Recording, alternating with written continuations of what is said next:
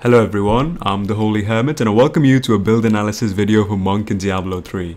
Now a few days ago I made a build on this channel called Uliana's Promise. It's a generator monk build that uses Uliana's set, Shenlong set, Raymond set and Focus and Restraint, so quite a few sets put in there to give you a left click glory monk build, that is you attack with the generator of course, and you're able to clear greater of 60 or plus if you have the right gear.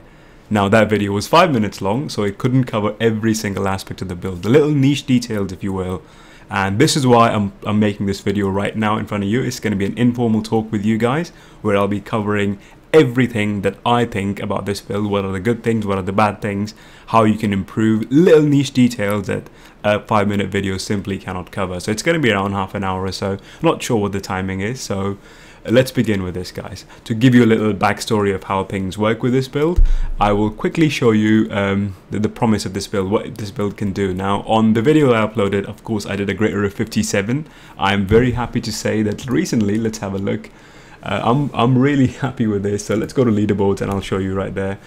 I didn't go that far, but for me, when I could only do greater of 61 on my Uliana's monk, I actually cleared a greater of 60 with this build, so I was very happy that what I prophesized kind of came true, at least for me, that I got a single upgrade for my item and I was able to get there. So now I can officially say that this is a greater of 60 build because I personally have cleared it and I'm going to tell you all about it. So let's begin by looking at the gear set, and remember these are things that niche little details that I've not covered. In case you're wondering what the heck I'm talking about, please click on the annotation somewhere on the screen and it's going to take you to the build, and it's going to be more of a formal video that'll give you an introduction if you will. This is more of an in-depth analysis if you will, so let's have a look guys. Now at its very core you can see it's a crippling wave build.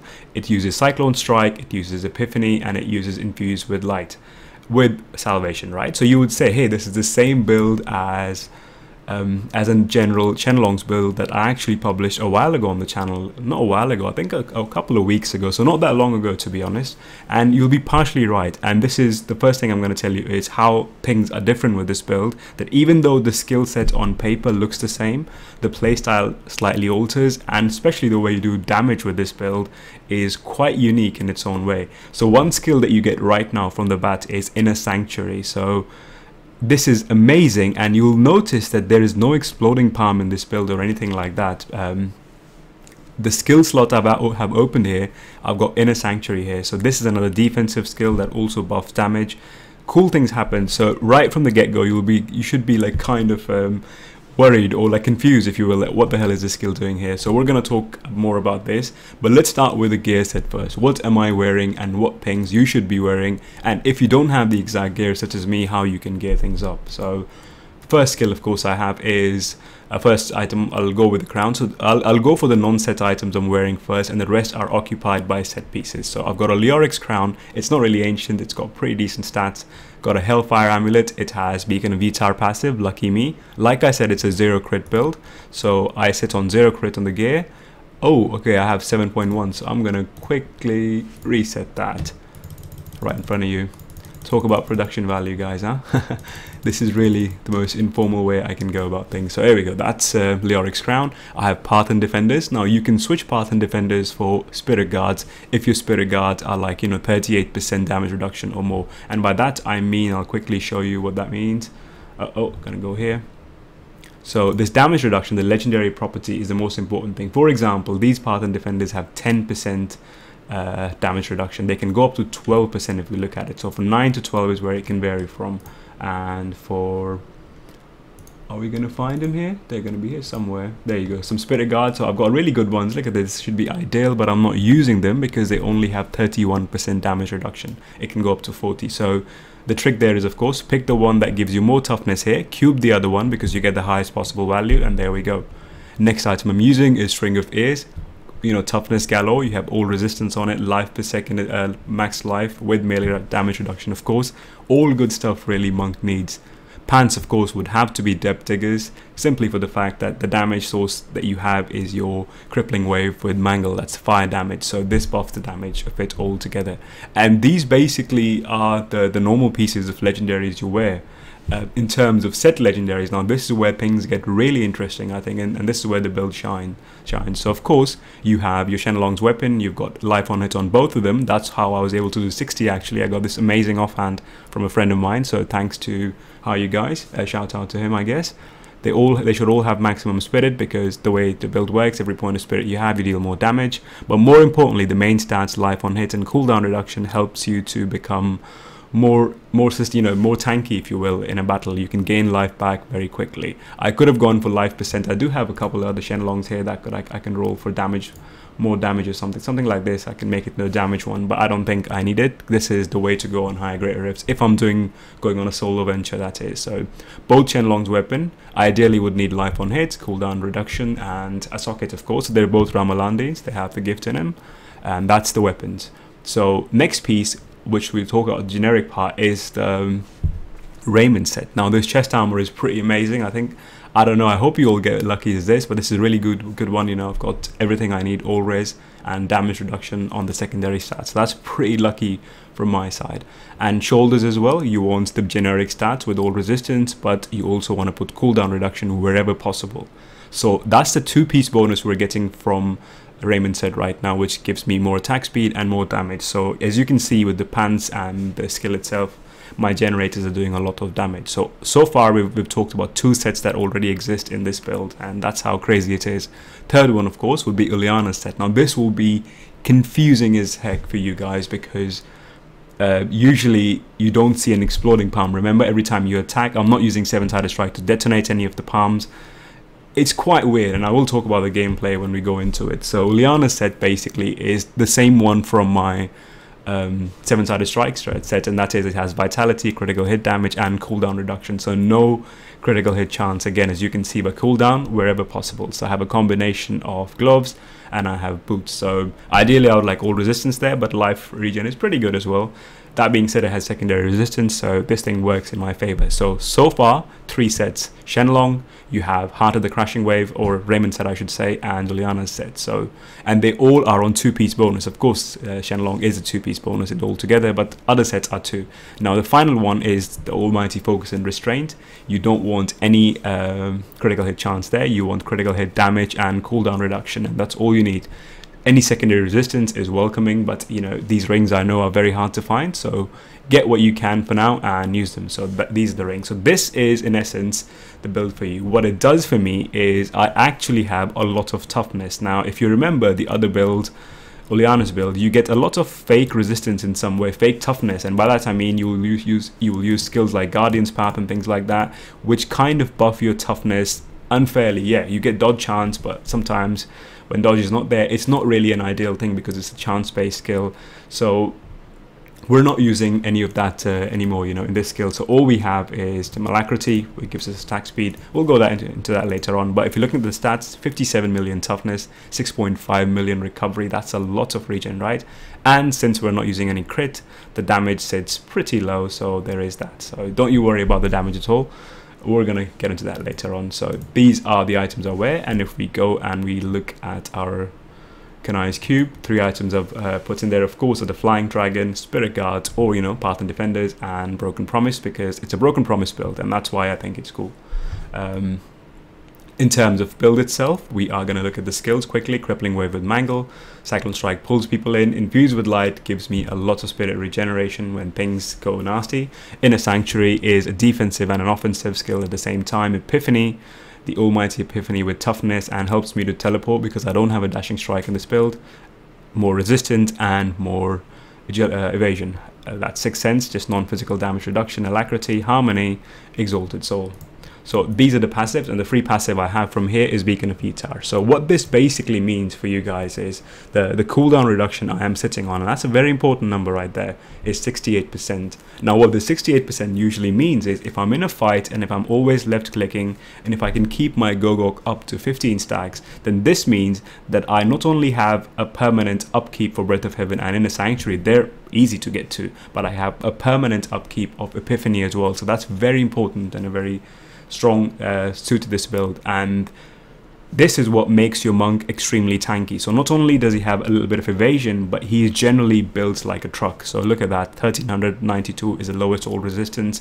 Things look pretty good with this monk. And then you have toughness from Desert Shroud. That's time with your inner sanctuary. That's 55% damage reduction. For those of you who don't know, this is the highest toughness skill in the game.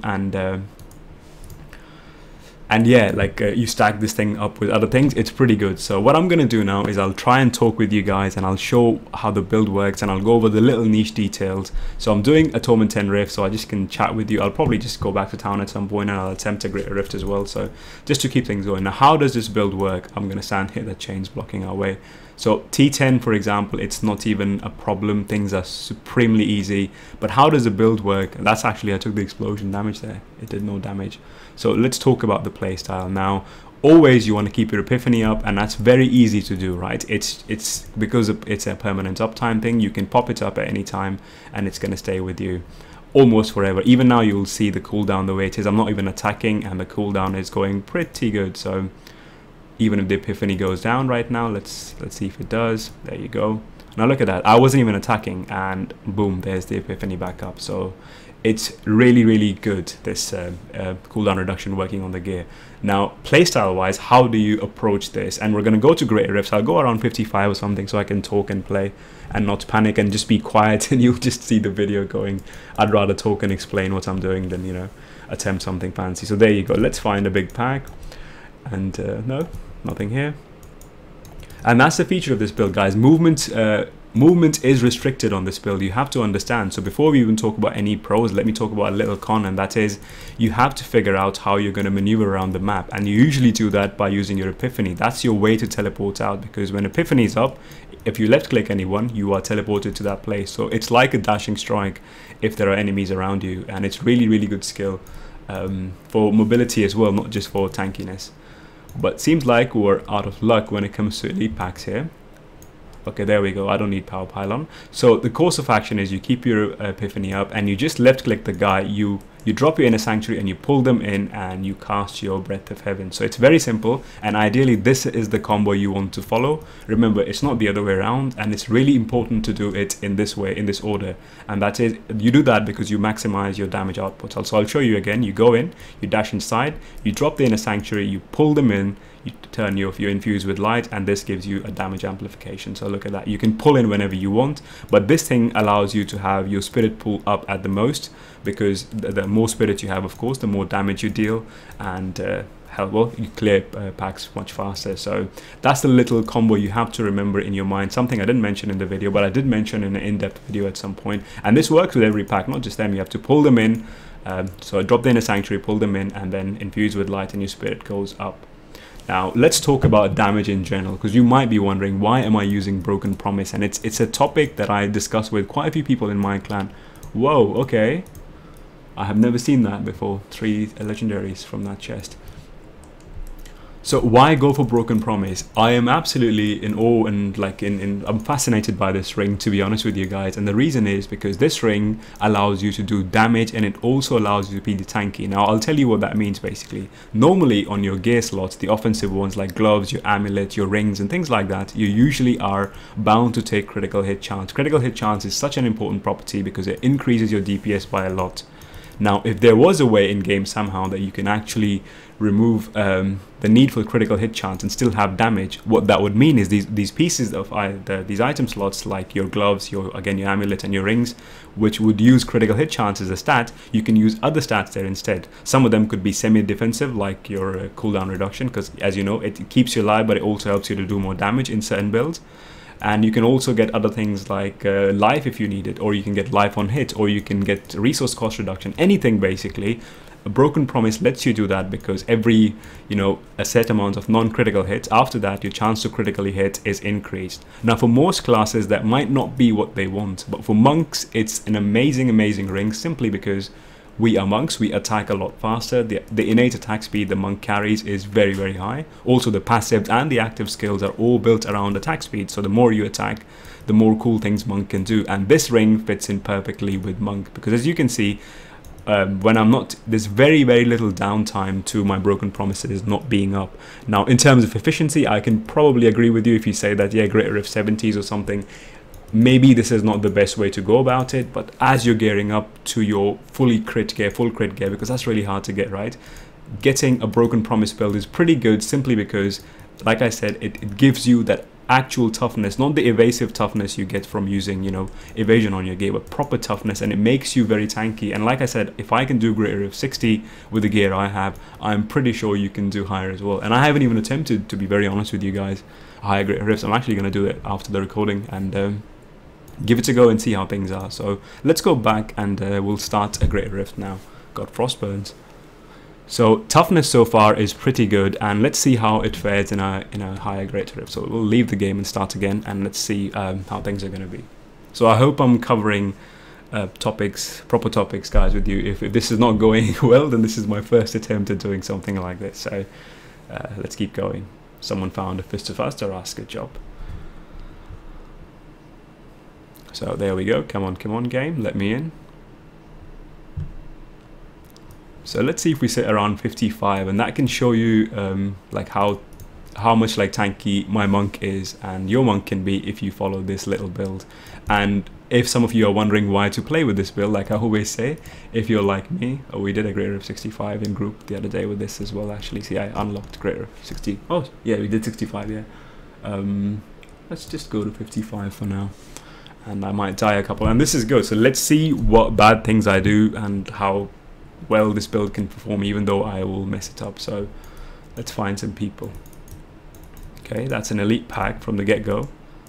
So I pulled them in and I dropped them in a sanctuary, and I've been pulled them in, and this is it. So look at this right now, because ancient path and defenders and this stuff procs, I can stand in a molten pool, and the life on it I have, which is around 50k or something. I think it's 60k, not 40k. Like, do you see that? That's how tanky. Most people, you'll see, they'll have to run a heal monk in the party, right? Which is something I'm not a big fan of, but I'm not going to discuss right now. That's a story for another day. But this monk is, not only does damage, he can amplify damage for your team, as in he can drop an inner sanctuary, he can pull mobs in, he's also applying exploding palm, which I'm going to get onto, by the way. I haven't talked about this skill yet. And it's very tanky, yeah, provided he can't make the team as tanky as a heal monk, because that guy just keeps you alive forever.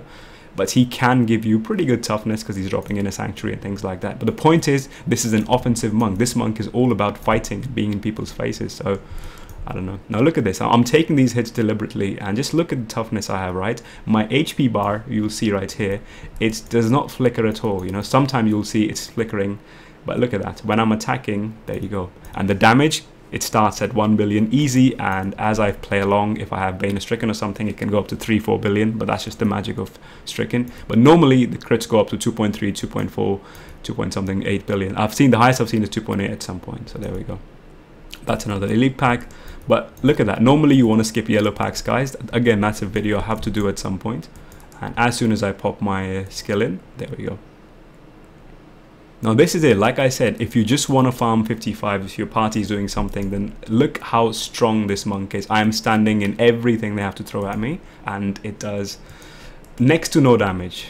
And that time I think Epiphany wasn't even on, so there we go.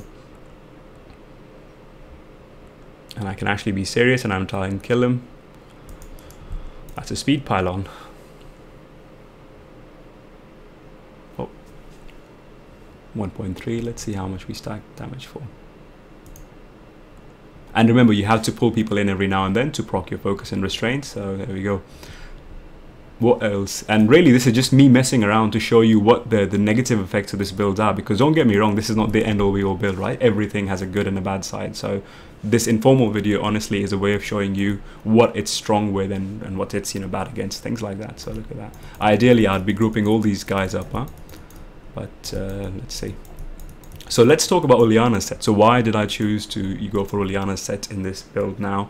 I had 2 slots open, and in case you're wondering about the item choices, I did try something like, what's that item called? The gloves, basically, the HP gloves. I can't remember. The one that gives you a shielding every time you see an elite pack, you gain a shielding. Pretty good for your life per second.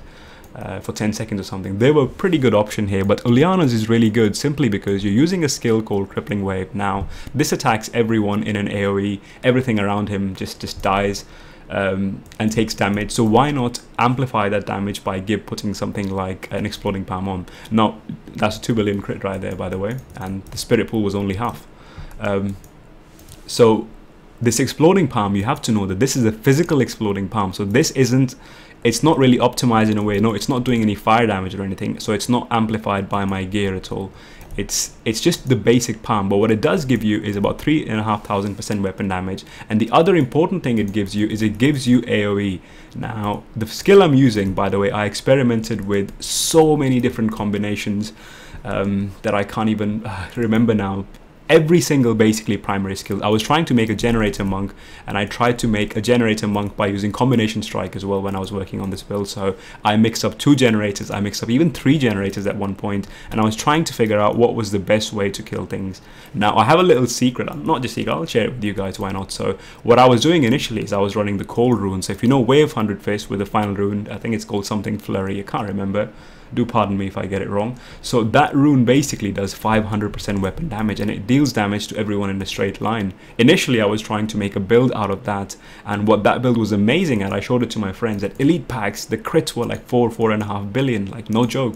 And that's with my old weapon, because the weapon damage of that skill is 500% compared to only 225 of Crippling Wave, right? That's more, pretty much like double the increase, right? So that skill was good, but the problem with any other generator using in this build is you can kill single target, but if you're doing greater rifts and things like that, then you really want to you really want AoE, you want to kill mobs and packs and things like that. So then I played around with a couple of combinations. What I did try to do is I combined that skill with Crippling Wave with the Frozen Rune, the one that freezes people for 1 second. It was good, but again the damage was not really doing it because I didn't have Exploding Palms on. So that was basically without Uliana's with the heal gloves, by the way. So it didn't work out. I tried also Deadly Reach Foresight, which gives you a 15% damage amplification. That's a beautiful skill, by the way. Most people don't even know it exists because, you know, they haven't seen an idiot like me tell you that it's a good skill, but it really is a great skill, and it's very situational. And there's a very good build I made earlier, right? The Dashing Strike build that uses that. So I tried that. I tried that skill with Fist of Thunder Quickening with also the Cold Rune skill, and that didn't work. So that was a tri-generator build, if you will, with combination strike on. The damage was there, but every time I would attack them, it was a single target damage. But this, when I thought about this, I still have 2 pieces empty. If I put Uliana set on, this gives me free Exploding Palm. So you have to understand how amazing this is, that I don't even have Exploding Palms equipped on my screen. This is a free skill I'm using, a skill that, you know, by rights I shouldn't be able to use because it's such a beautiful skill. Now it's not, given it's not a cold rune on my Exploding Palm, and it's not doing 6,000% weapon damage every time they come in there, you know, every time they die under the effects of Exploding Palm, but it's still 3,000% free weapon damage I'm getting, which spreads in an AoE. So the problem I talked about, which was to kill packs and things like that, that existed, well, it doesn't exist anymore with Exploding Palms. Now, the next question you might be asking, and this is basically me going through my mental journey, if you will, of how I finally decided that I thought, in my humble opinion, that this is the best way to play this build, and that is, I tried the Cold Rune, right? Then, okay, I've got Uliana's 2-piece set bonus now. I'm already applying Physical Palm. How awesome would it be if I can actually put the Cold Rune on, and you know, that would give me a 6,000% weapon damage, plus I also have cold damage on my gear, right? Because that's what you're going to be going for. This shrine is absolutely wasted on you. I guess you can keep your spirit up, but when you're fighting, your spirit is up anyway, so it's not a problem. So yeah, I tried the Cold Rune, and it really is good, right? The damage potential of that, this build goes absolutely nuts. And I will make a little I'll talk to the gentleman later. He's messaging me right now, he doesn't know I'm recording. So that rune really amplifies your damage. It's so good, but the problem then is you don't have something like Inner Sanctuary, which is what I'll get to in a bit. That's how I went to trying Inner Sanctuary. Yeah, the damage amplification is really good when the guys explode, but until then, you know, it's not really there, and it's taking up a skill slot. So in the end, the whole goal was what should I use? I need a low cooldown skill. I tried something like Blinding Flash, you know, with the 20% or 19% damage buff. It used to be 20 something. Faith and Light, I think it's called. That would give you a short damage buff, but that was only for a couple of seconds. It didn't really feel that good, so I tried a couple more things. I tried Mystic Ally. Oh yeah, I tried. So since I had the boot slots open, remember earlier when I said that you could use the tanky gloves, I tried to use Mystic Ally boots with that as well, and I tried having Fire Ally with me. Oh sorry, this is not a cold damage, this is a fire damage build. What am I talking about? I'm an idiot, sorry. So yeah, so that would help me, right? Because I can get Fire Allies that gives me 20% damage amplification, and things would be really good. They were, again, for single target damage, they were really good, but I didn't feel like that was that amazing because of Exploding Palms, right? Because this damage amplification is really good. Look at that, that's just a 2 billion crits in an AoE. It's stupidly good. So in the end, I decided that I definitely have to stick with Exploding Palm. If I can't get the cold one, I would like the basic one, and then eventually hey man, I can use my old favorite skill, that's the Inner Sanctuary. So this gives you the highest possible toughness, and things look really good. So I was able to do like 56 with the cold Exploding Palm running around here and there. But with this, think about it guys, it's 55% free toughness you're getting, 100%. That's the highest in the game of any class, of any skill. You know, Barbarians, what's that thing called? Ignore Pain is 50 or something, I don't know. Monk's Epiphany is 50. In all way, it's better than that, because not only does it give you tankiness, it's also giving you a 30% damage amp. So it's really good skill. And when I tried first time, when I'm playing 55, I'm not even paying attention on the screen, to be honest, and your monk is so tanky that it's amazing. So like I said, when I say it's a 60+ build, is because I know, like here, it's not even a challenge. Right now my monks, I don't have to work it, you know, I'm not playing the Greater Rifts, I'm not playing the game of Greater Rifts, I'm just playing it like a normal Rift where you know, there's no skill involved. I'm standing wherever I should be and where I shouldn't be, and it's just me talking more than anything. So this build using Inner Sanctuary is what makes it pretty amazing, and it's what lets your monk do amazing tanky things. So crits right now, yeah, you have to slightly sacrifice a little bit with damage, because if you use the cold Way of 100 Fist or something else for that matter, you might do more damage. Even something as simple as Fist of Thunder, if you don't know guys, it does 400% damage at the 3rd strike. Very few people know these things, right? Because not many people try different runes out, but that's my job, right, to try them and tell you, because I'll be the guinea pig and you guys can hopefully learn from this. So that skill also is very good for single target damage, and it has the shortest attack time there is.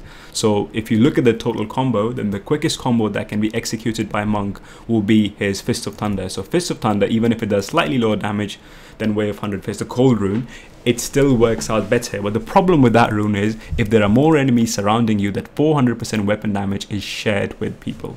So it doesn't become ideal. So like I said, I have tried absolutely every single combination there is, and you know, this was the best one I found.